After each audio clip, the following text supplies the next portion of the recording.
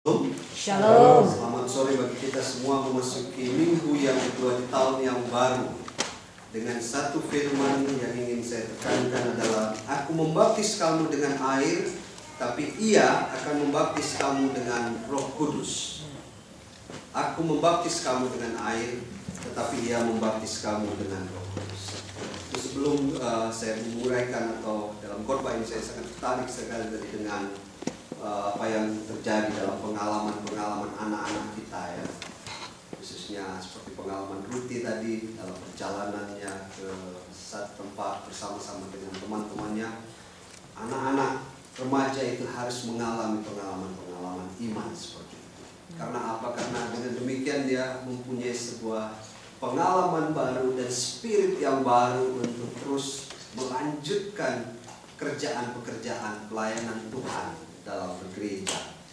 Karena kita tahu bahwa ini sudah menjadi situasi yang ada di sini, bahwa anak-anak remaja khususnya di Amerika ini dengan segala macam tawaran yang mereka miliki tentu membuat mereka menjadi mudah untuk mengambil pilihan-pilihan dalam hidupnya. Kalau pilihannya adalah pilihan yang benar, tentu orang tua tidak khawatir untuk itu. Tapi ketika dia mengambil pilihan-pilihan yang salah dengan tawaran-tawaran yang ada, inilah yang sering membuat kita dalam pergumulan orang tua, bahkan gereja saya kira memiliki pergumulan yang sama. Oleh sebab itu kita jemaat harus mendorong anak-anak yang ingin mau terus belajar bersama-sama dengan banyak orang dalam pengalaman-pengalaman iman. Kita juga akan ada di bulan Juni, ada anak-anak remaja juga yang mungkin akan kita ikut sertakan dalam pelayanan bersama dengan RPC. Mereka juga akan ikut, anak-anak remaja kita boleh ikutkan, dan kemudian kita akan saling membantu, saling menolong, sharing bersama untuk biaya dan seterusnya. Karena apa? Memang tidak bisa dilihat hari ini, tapi kita akan melihat ke depan bagaimana anak-anak ini, bahkan gereja, bahkan keluarga akan menerima dalam tanda petik keuntungan rohani bagi mereka. Oleh sebab itu kita berdoa terus untuk anak-anak ini agar kuasa Roh Kudus seperti yang tadi dialami itu menjadi bagian dari kehidupan anak-anak dan kehidupan kita gereja juga. Karena hari ini di minggu baptisan ini kita diingatkan kembali tentang baptisan. Kalau dalam ibadah di kultur, waktu itu ibadah multikultur, saudara masih ingat, saya kira kita bicara juga tentang Yohanes. Waktu itu kita menekankan bagaimana peran Yohanes dalam pelayanannya. Tapi hari ini kita akan melihat, aku membaptis kamu dengan air, tapi ia, yaitu Yesus, akan membaptis kamu dengan Roh Kudus. Ini mungkin sebuah pertanyaan-pertanyaan, diskusi-diskusi teologi yang selalu saja muncul. Kita ini mau baptis yang mana sebenarnya? Mau baptis air atau baptis Roh Kudus atau baptis selam atau baptis macam-macam. Tapi hari ini ada satu prinsip iman. Sekali lagi, aku membaptis kamu dengan air, tapi ia akan membaptis kamu dengan Roh Kudus. Ada dua baptisan yang dipahami dalam konteks ini, tetapi menjadi satu spirit yang sama. Ia, Yohanes, membaptis kamu dengan air. Ini adalah bicara tentang baptisan sebagai sebuah lambang pertobatan. Orang yang baru bertobat, orang yang baru mengenal kehidupan Kristiani, kita pahami semacam itu saat ini, ia dibaptiskan. Tetapi bicara tentang baptisan Roh Kudus, itu adalah bicara tentang baptisan akan keselamatan di dalam Kristus. Saya mau mengatakan demikian.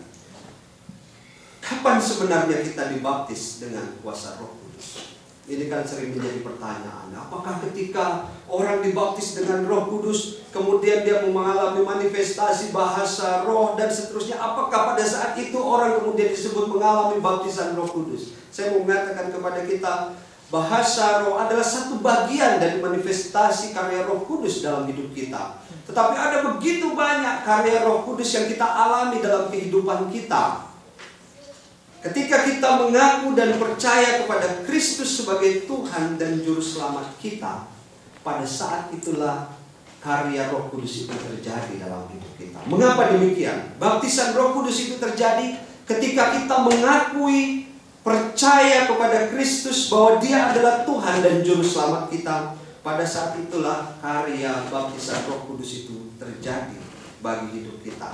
Kita tadi membaca atau saya mengajak kita membaca bagian dari 1 Korintus pasal 12 ayat 1 sampai dengan yang ketiga, supaya jangan mengalami salah pengertian.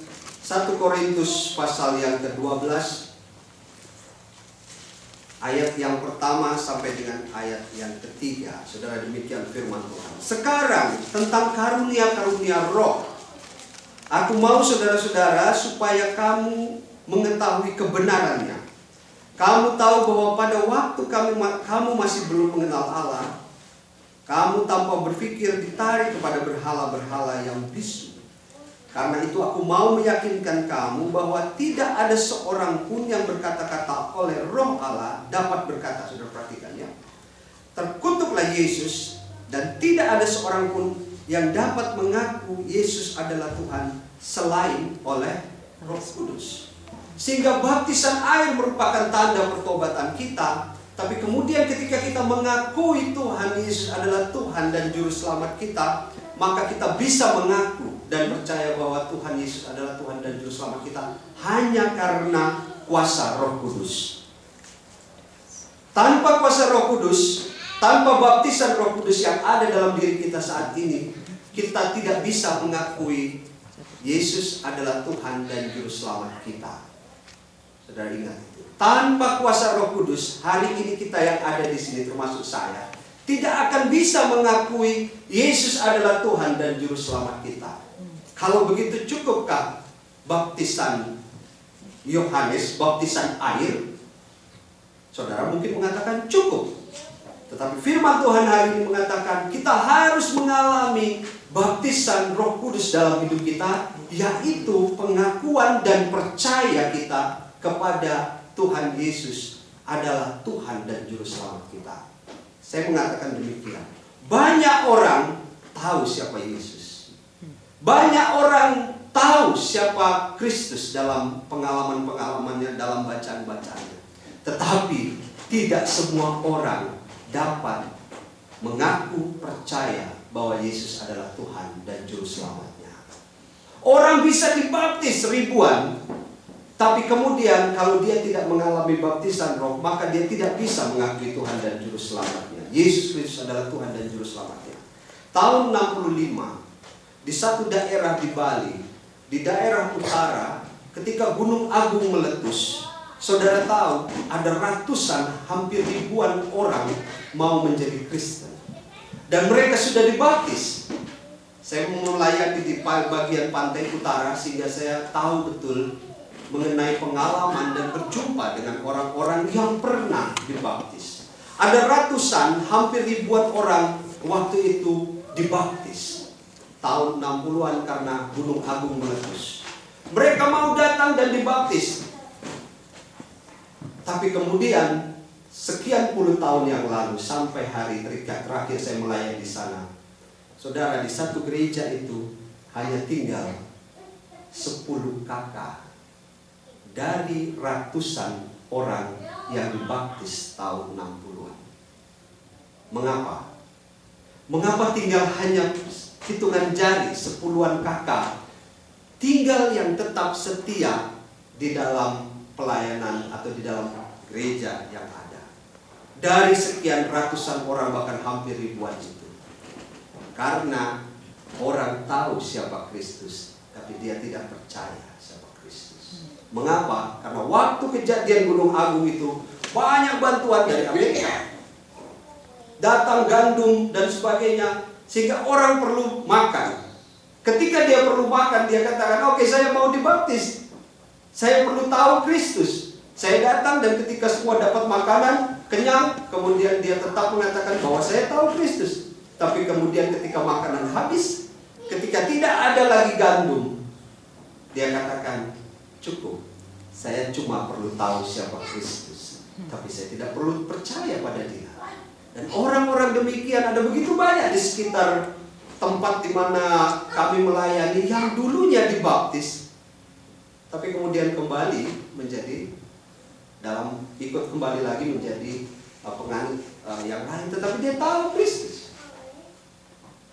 Saudara, ternyata baptisan atau karya Roh Kudus itu diperlukan untuk mengakui siapa Kristus di dalam hidup kita. Dan pada saat itulah kita merasakan bahwa kita mengalami baptisan Roh Kudus. Bahwa ada manifestasi mengenai bahasa roh, bernubuat dan sebagainya. Itu adalah bagian-bagian dari karunia-karunia yang Tuhan katakan tadi, yang kita baca tadi. Kalau saya mau mengatakan begini, satu kali ada diskusi antara seorang ateis dengan orang yang percaya kepada Kristus. Ateis kita tahu ya, orang yang tidak percaya. Dia bilang kepada orang yang percaya ini ada piring, saya mau berdoa kepada Yesus. Ateis ini adalah tahu siapa Yesus. Dan dia katakan, saya tahu cerita 5 roti dan 2 ikan yang Yesus lakukan untuk 9.000 orang. Dan saya tahu ketika dia berdoa kemudian itu menjadi bertambah.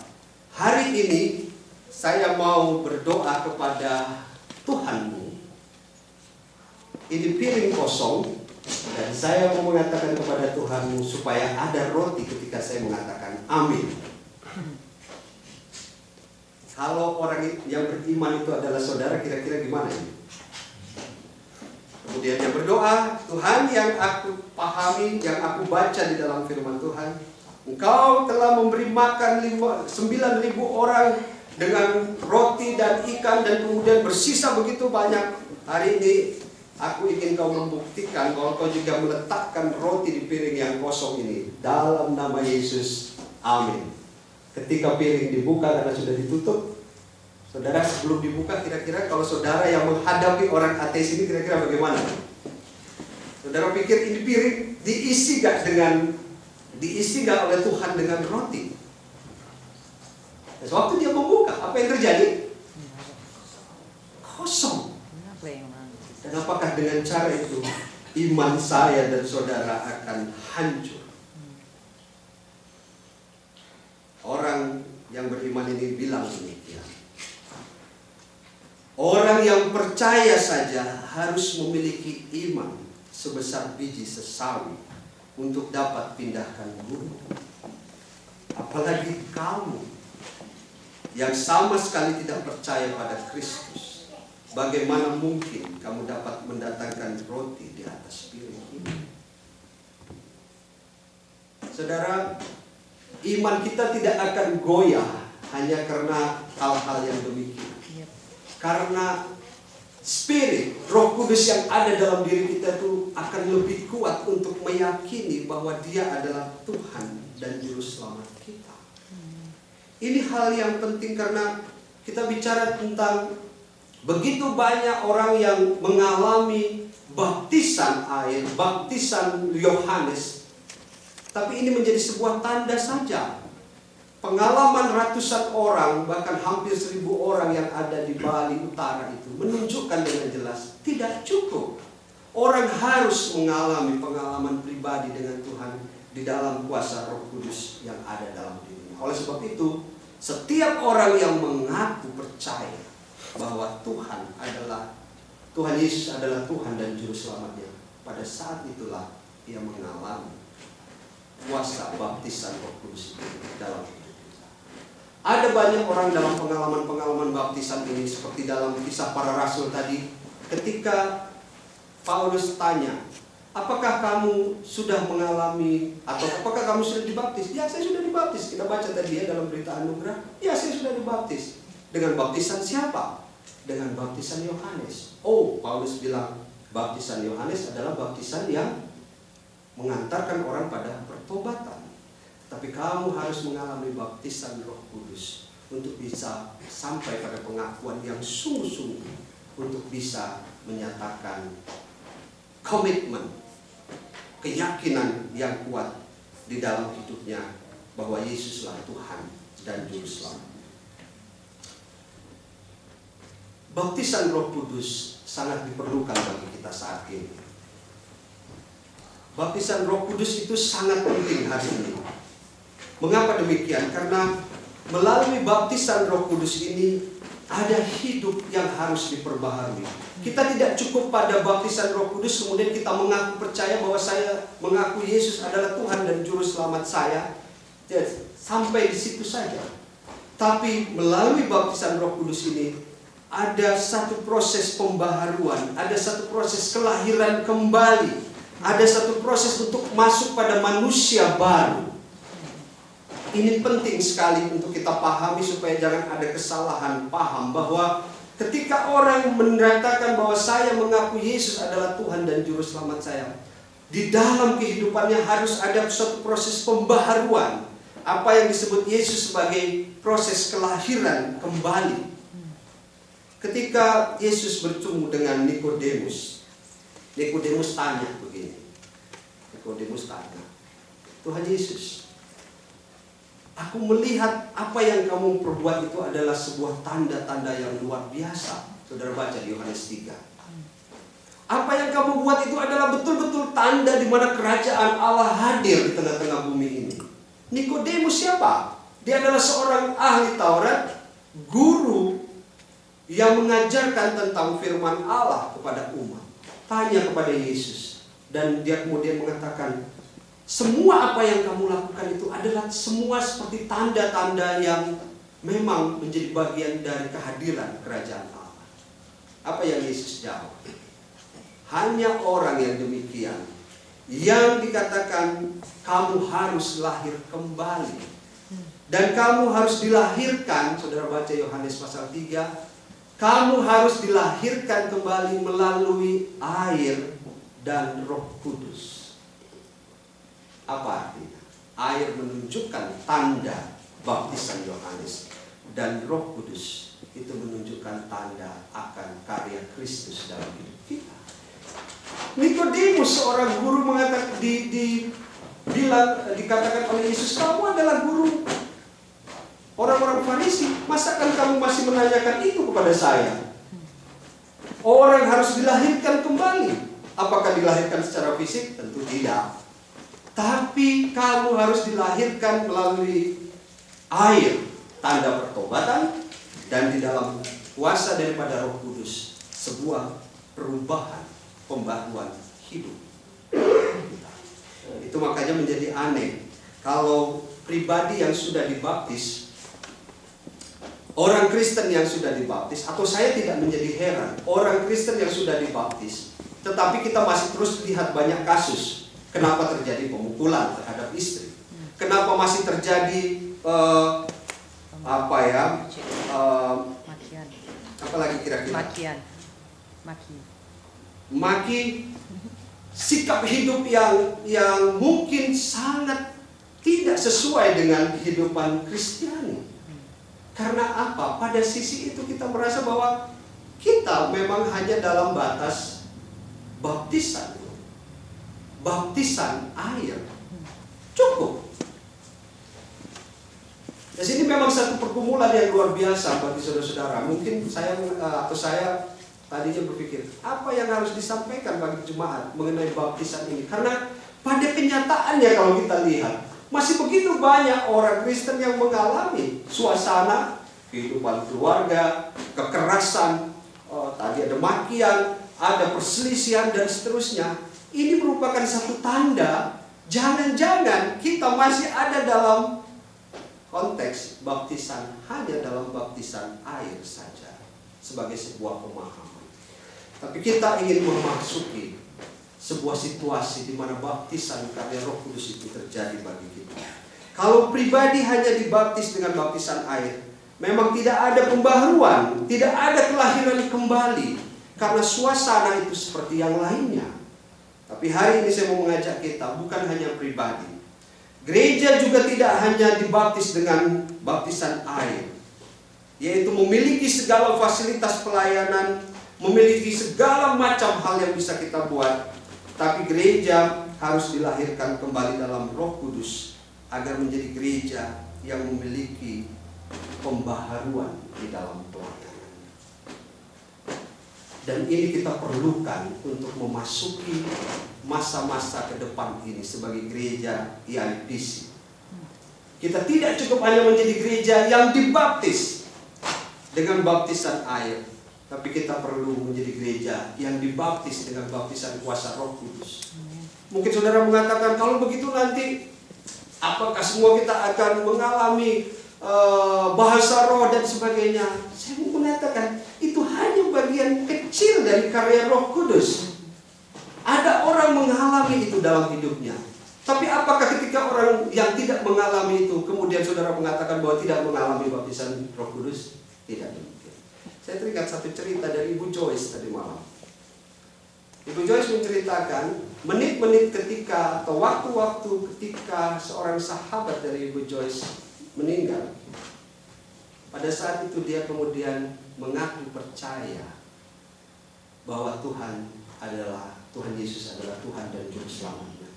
Dan semua sakramen terkait dengan dia Katolik, semua sakramen yang ada diberikan bagi dia di menit-menit terakhir ketika dia akan mengalami kematian. Dia tidak mengalami bahasa roh. Dia tidak mengalami trans. Dia tidak mengalami sebuah situasi yang luar biasa. Tapi saya mau mengatakan atau bertanya kepada saudara, dalam iman percaya kita, apakah dia diselamatkan? Pas dalam iman. Hanya dalam menit-menit terakhir sebelum dia meninggal, dia mengakui iman dan percayanya. Karena apa? Dia mengalami baptisan Roh Kudus dalam dirinya. Saya mengajak kita masih memiliki waktu yang Tuhan beri. Mungkin kita tidak dalam menit-menit itu, tetapi kita mengalami begitu banyak karya yang akan bisa kita lakukan dalam hidup kita ke depan ini. Kita mau merasakan itu dalam diri kita. Bagaimana kita tetap setia untuk percaya bahwa Tuhan Yesus adalah Tuhan dan Juru Selamat kita, tetapi menjadi orang yang diperbaharui di dalam kelahiran baru kita. Bukan fisik. Kalau fisik tidak mungkin kelahiran baru. Dan kalau gereja mengalami baptisan kuasa Roh Kudus ini dalam diri kita, maka kita tahu bahwa pertumbuhan gereja itu akan terjadi. Amen. Saya kira ini menjadi tugas kita bersama, keyakinan kita bersama. Tanggal 14 datanglah dalam PA di rumah saya. Karena kita akan bicara tentang satu topik yang menarik, yaitu okultisme. Okultisme dan bicara tentang roh-roh. Ini akan melanjutkan teks kita. Jangan-jangan kita masih punya roh-roh yang lain selain Roh Kudus dalam diri kita. Jangan-jangan kita masih bawa itu dari Sangir sana. Saya orang Sangir tuh. Dan kalau yang lain tidak, bagus-bagus yang lain. Karena saya orang Sangir, jangan-jangan saya masih punya ikat pinggang itu di apa namanya? Atau saya masih punya yang lain-lain. Kita bicara tentang okultisme karena ini bicara tentang karya Roh Kudus dalam diri kita. Jangan-jangan atau saya yakin kekerasan terjadi, pemukulan terjadi, kebencian terjadi. Saudara tahu itu bukan karena karya Roh Kudus, tapi karya roh yang lain. Oleh sebab itu saya mengundang kita untuk hadir dalam PA Okultisme ini, karena ini menjadi menarik dalam pelayanan kita ke depan. Karena kita tidak mau ada di dalam kuasa-kuasa roh yang lain, tapi menjadi gereja yang hidup. Immanuel Indonesian Presbyterian Church adalah gereja yang dibaptis dengan baptisan air, sebuah pertobatan dan juga sebagai tanda, sebagai keyakinan bahwa kita betul-betul mengharapkan, betul-betul mengarahkan hidup kita di dalam Tuhan Yesus itu sebagai Tuhan dan Juru Selamat kita, dan berubah di dalam kelahiran baru sebagai gereja yang hidup hari ini dan selamat. Tuhan Yesus memberkati kita. Selamat menikmati karya Roh Kudus dalam hidupmu dan di dalam kehidupan keluarga dan gereja. Tuhan Yesus memberkati kita. Amin.